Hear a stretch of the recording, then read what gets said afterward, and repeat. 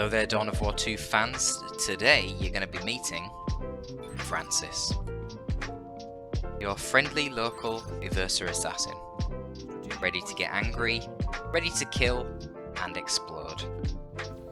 And hopefully he's going to do that in the midst of a bunch of orc boys, because Pax is going to be playing as the war boss. In other words, that's Zvargl. Now, Zvargl doesn't normally play the war boss, normally he's playing the Chaos Lord. So, we'll see how this goes. I'm not actually familiar with Francis. I did ask him beforehand, because I've seen him taking on a few pretty decent and experienced players here with, Zvargl. He's having good scraps with Seraph. I asked him how many hours he's got, and he says he's got about 1,000 hours on and off. We'll see how it goes here. Obviously, it's on and off. It's just coming back recently. Zev is a very experienced player, but he's off race. Now this is a great initial engagement for him. Strike Squad obviously want to be hunting down the enemy ranged units, because you can see they got that charge range. Even when the enemy's fleeing from them, they're killing them because of the fire on the move damage from the Stormbolters. And they're just so tanky with the heavy infantry armor. Like, these shooter boys, they're just shrugging it off. They don't care. It's easy bleed to the Grey Knights. Meanwhile, the IST, with their bursty firing, they want to be actually hitting the enemy sluggers. And damn, look at the shooter boys, man. One more hit from each of the Strike Squad models on each of those boys, and the whole squad would have been gone. So we're going to see double sluggers, double shooters. Now I take the fight against the sluggers here with the Eversa. Should use the Psychon straight away though.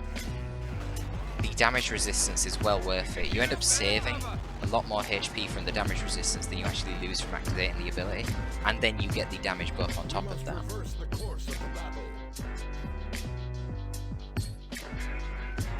But yeah, feeds a nice bit of XP to the Eversa assassin. However, Pax does get the better hand of that engagement. Did a nice little war boss flank down the hill there, forced off both the IST, obviously not expecting it. Now the initial slugger boy has got some burners and he's threatening a gen bash, and that's forced the Strike Squad to come out a bit premature without fully healing. It'd be interesting to see that fight if the IST weren't there, but certainly the Strike Squad proccing a very early special into that fight, and the double IST providing a little bit of covering fire. Those sluggers have got no chance. Instantly losing 3 models and have to back out of there. Shooter boys now finding themselves out of position, not in cover. IST have a decent bit of cover here behind this barbed wire. So they're waiting for their war boss. Purgation conveniently turn up. They'd do very well against those shooters if they could get in range, but the war boss isn't going to allow that. However, he can't stop everything. So that means the Eversa assassin manages to sneak around the corner, pops his Psychon, kills an orc boy.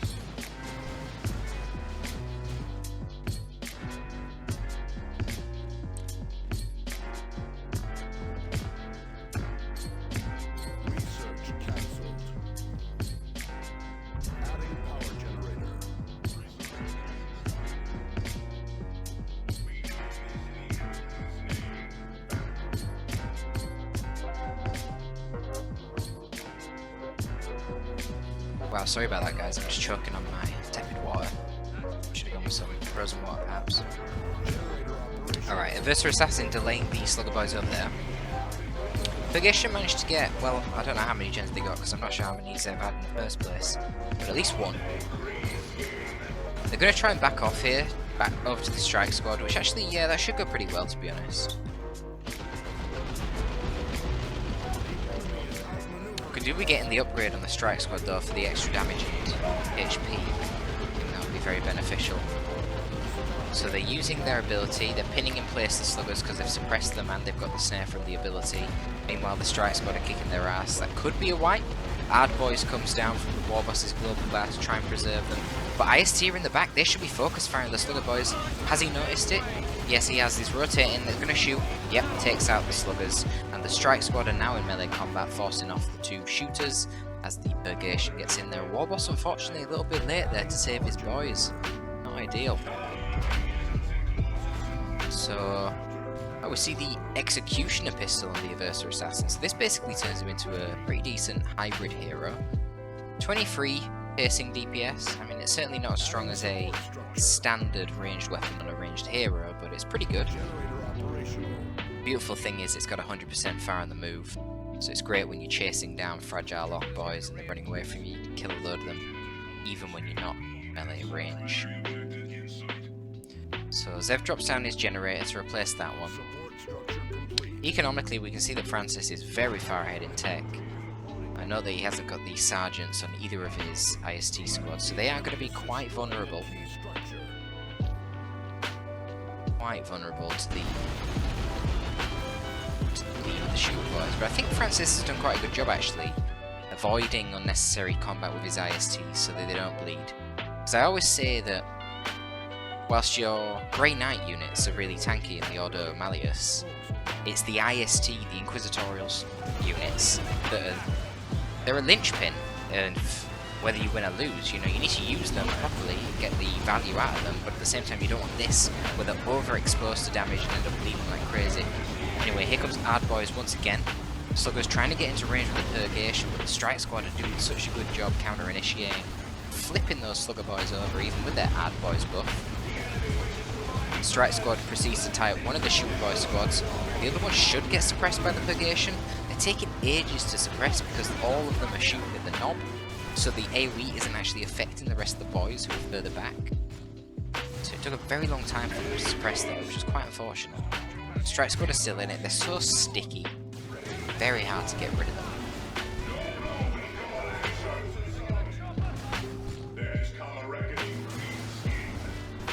Bit of a dangerous engagement here. Yeah, the Strike Squad don't want it. They're just going to go down to the contested VP and try and start capping that part of the map. But the War Boss here is just a little bit too tanky, unfortunately. This is one of the downsides of the Purgation.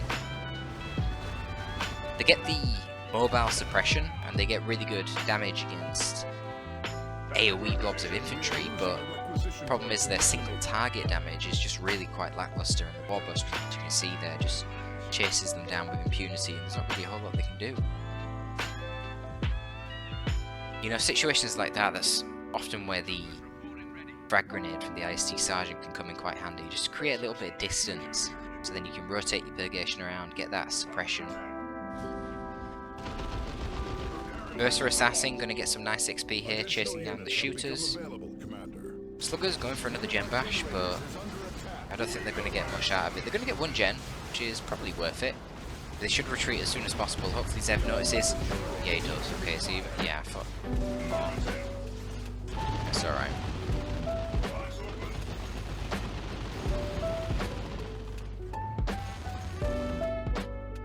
Not as many model kills from the Aversa Assassin as expected there, to be honest.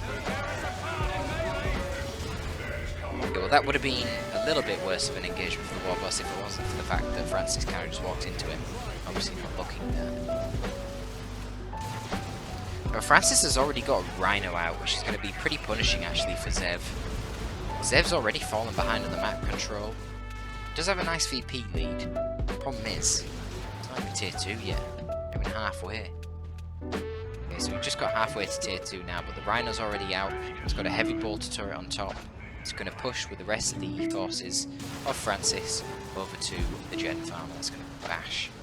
Which is going to be a bit of a problem really because, well, I'm sure he wants some more gear for his War Boss. He has none so far. He needs a Slugger Knob in tier 2. Some anti-vehicle, even tank busters now these days in the elite mod, costing a little bit of power to get out onto the field. I like what Pax is doing though. He obviously recognises that it's going to be impossible for him to hold his natural gen farm against this Razorback push. So he's constructed the power node on the very out of the way contested power over on the northwest side of the map. Because he needs to get some power income. As you can see here, he finally got to tier 2. He's got some tank busters on the way, but that's 15 power. How much has he got left? He's got 50 power left, so he isn't actually doing too bad, because he's even got the Slugger Knob, who is positioning himself for a nice attack in retreat. But of course, Purgation here don't need to actually retreat, because they can just get inside the Rhino. Sergeants have now come down the IST, but this is a bad engagement. Even with the support of the Rhino, the IST are bleeding like crazy. At this point, both of the Shooter Boys are fully upgraded. We've got Ard Boys dropped once again on these Slugger Boys, who I think are still in range stance. It's a little bit of a mistake. So to be fair, there was a lot of bleed on each side there. We're looking at 6 dead IST and 3 dead Slugger Boys and approximately 6 or 7 Shooter Boys, maybe more. that's crippled for Zev's economy. He's got absolutely no requisition left at all. So he can't even drop any gens down here, he can't even replace his power node down here. Not ideal, and we now have fully upgraded strike squads. You can see the effect of that at level 2, 1952 HP. Very, very tanky squad. So honestly, this is looking very promising for Francis right now. Triple cap in his favour. He's got the vehicle out. He's got more squads than Zev, and he's got a better economy. But he might actually lose his Rhino here, very awkwardly, pathing it in front of the tank busters. Ooh, and it does get taken out. Rear armor hits from the tank busters. I mean, yeah, they're going to kill a Rhino very quickly if they can get those rear armor hits. But in theory, you know, the tank busters are only foot troops. They're very slow. They should never really be in an opportunity where they can actually get those rear armor hits. But yep, poor positioning from Francis there. And I guess this is how Zev can get back into this game. Give him a little bit of breathing room. But man, has he got a lot of reinforcing to do. Even lost a tank buster there in that engagement.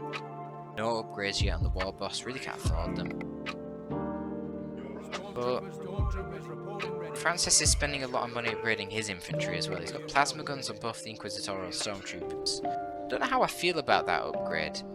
Obviously the plasma guns themselves, they do extra damage, but plasma weapons are weaker against light infantry than typical piercing weapons, so basically the damage increase from the plasma guns is offset by the fact that plasma is bad against light infantry. So the only reason you get that upgrade is for the plasma overcharge ability, which can be okay, you know. Point and click suppression. This is a bad retreat. Probably going to lose 2 models here.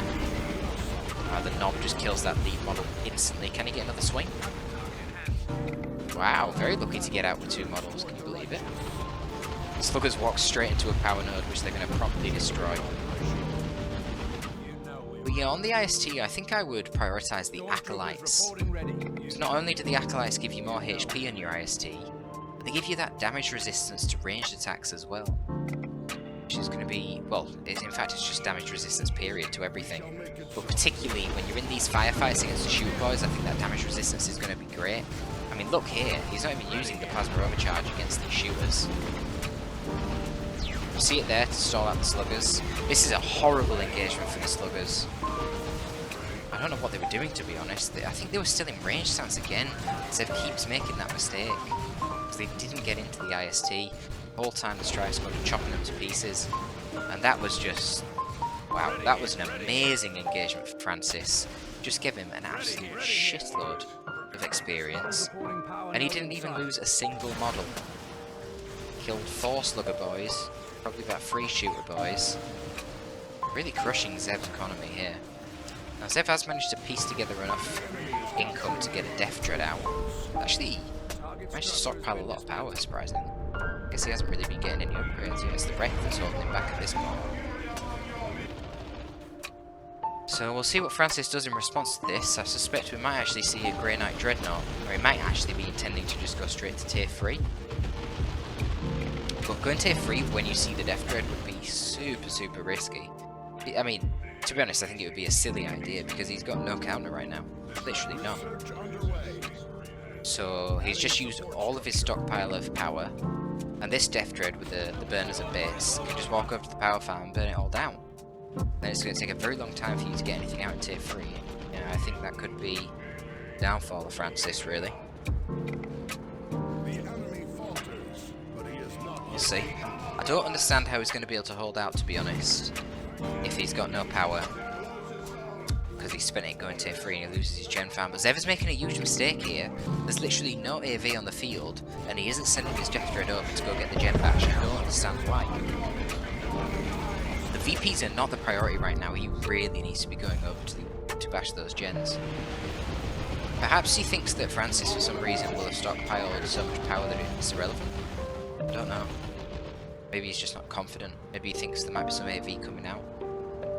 Now he's rotating his forces to the gen farm. This is really late. He should have done this ages ago. I don't really understand why he felt he needed to send the Death Dread back to deal with the strike squad. But anyway. Cybernetic enhancement now on the Aversa Assassin.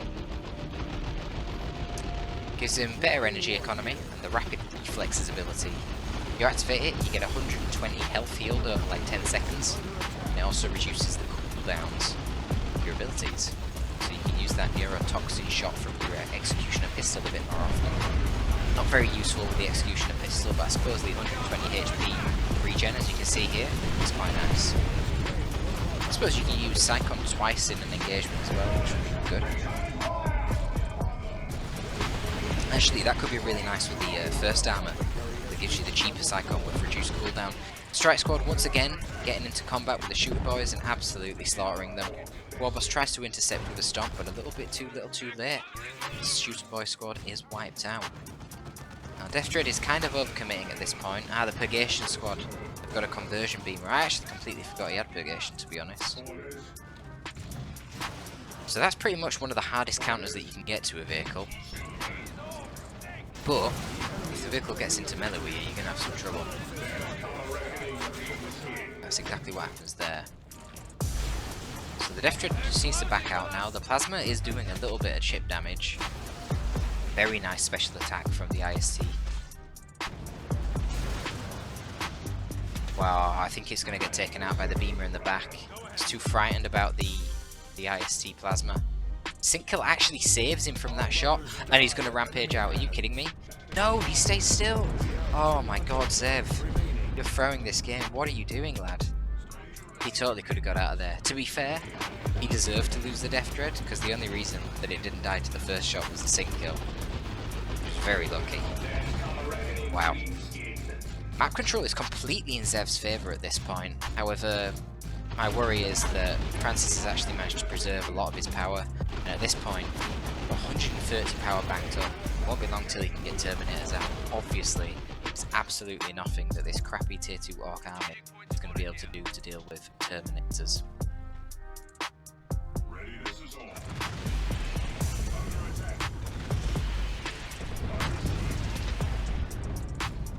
I mean, Zev is going tier 3, he's replaced all the gens in his gen farm, so he just needs to hold out basically for a little bit until he can get perhaps knobs. Maybe not knobs, maybe a tank. Tank will probably be quite good. Enemy has 200 points remaining. I don't know, knobs would be an interesting one because Terminators are meant to be the hard counter to elite melee troops like knobs, but at the same time, Zev is playing as the war boss, so he can buff them up with Use Your Choppers, he can buff them up with Bard Boys, get that trophy rack, debuff the Terminators. It'd be an interesting fight that actually. I think perhaps a more reliable strategy would be going for a little tank and just poking at them from a distance, and using your sluggers and your war boss to control the Purgation.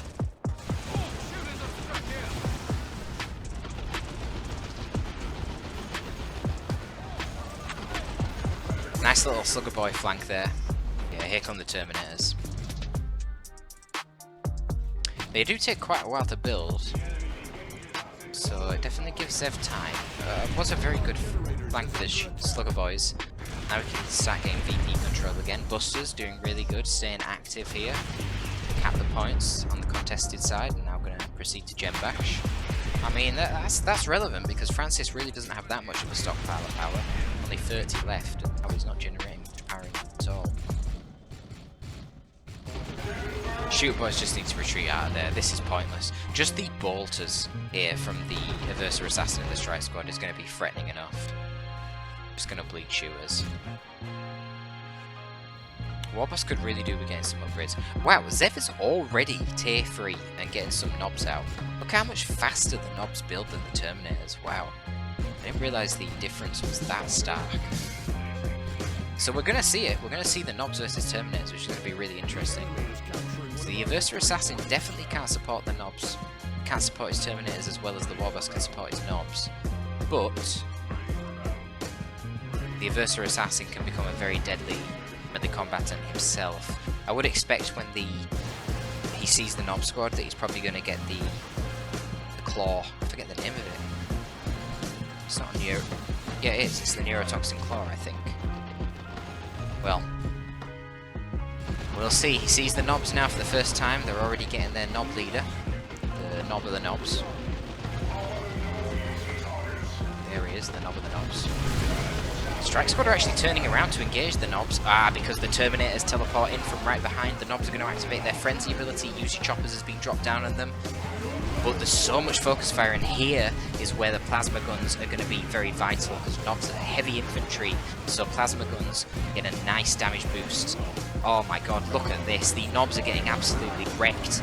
Slugger Boys now come in though. Slugger Boys are going to take over. Kind of. I was going to say a beautiful orbital bombardment. The initial 2 strikes were pretty good, but the third one not so much, because it actually caught his own Terminators. Not ideal. Looks like that killed a Terminator. Not good. But the Nobs are really low on HP. Is Zev trying to save up for a Calder Boys? Don't know how much red that is. Is that like 200 red? I think it's too much, you know. Wow, the Terminators stand strong. What happened to the Slugger Boys? Oh, the Slugger Boys chased all the way into base. Oh, mistakes were made. The Slugger Boys definitely need to be tying up the IST. I think that would be a lot more fair to the Nobs. Well, for a start, the Nobs need their U-jammers. But then the other thing is the Nobs can level up, whereas the Terminators can't. But then the other thing is that the Terminators have the Holocaust ability, which lifts up the Terminators. It lifts up the Nobs, and then the Terminators can just hack away at them for free. So yeah, there's a lot of different things that could have happened there. We want to see the Terminators using Holocaust on the Nobs. The Nobs really want to have their War Boss nearby, ideally with a trophy rack to debuff the Terminators. And the War Boss and the Sluggers need to tie up the IST, because all that time you had double level 4 Stormtroopers with plasma guns firing at those Nobs, and that is not inconsequential. You really can't be ignoring that.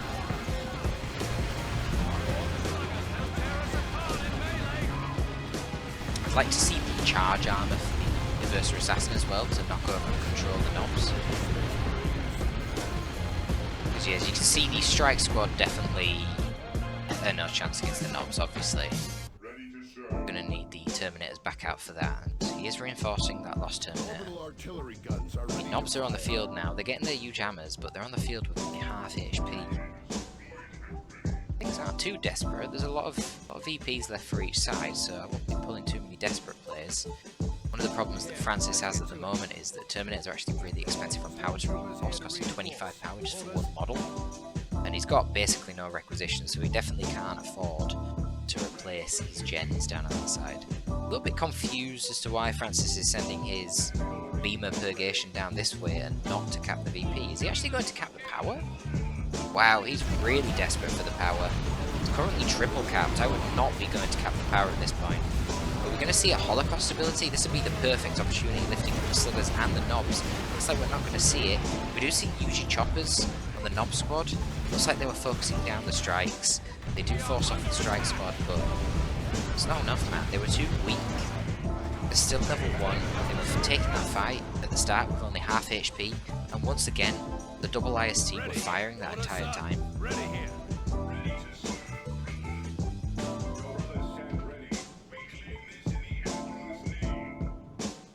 Warboss is just sitting down there with the heavy armor, guarding the contested VP. But basically all Francis needs to do now is hold these top 2 VPs, but it is going to be for a long time. Zev has 70 VPs left. Really want to see him use that Holocaust ability. It doesn't do friendly fire, so as soon as the enemy gets committed into melee with you, just drop it on the floor, lift up all their melee troops, and then you can just hack at them for a good few seconds and they can't do shit in return. It's free damage. Very good anti-melee tool Terminators have.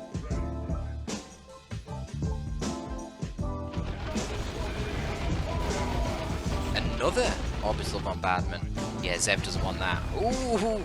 Oh god, this is a great orbital bombardment. Again, the third orbital was a bit questionable, but these first 2 orbital strikes are beautiful. Oh my god, did that just wipe out multiple squads? That was gorgeous. Oh, one of the tank busters survived, but he was knocked into the army of Francis. And with that orbital bombardment, Zavagal, also known as Pax, throws in the towel. I mean, that is something that would make you throw in the towel. Imagine sending all your boys up that choke point and they just get blasted from orbit and obliterated. Not good. Yeah, nice little display of Ordo Malleus there. A little bit disappointed from your Reverser Assassin play though, Francis. I feel like you could do a bit more with him. Charging armor would have been really useful. Or even if you didn't want to pay for that, you just wanted him to be a bit more relevant in the early game, get that cheaper Psychon armor, especially in tier 2 when you got cybernetic enhancements. The combo of cybernetic enhancements, reducing the cooldown of your Psychon, the Psychon already having reduced cooldown from the armor, and only costing 50 HP instead of 100, very strong. Anyway, a nice showcasing. That is going to be all for this one. Hope you did enjoy. If you enjoyed it, please leave a like down below as well as a comment. That is going to be all from your boy SCT. Top it down.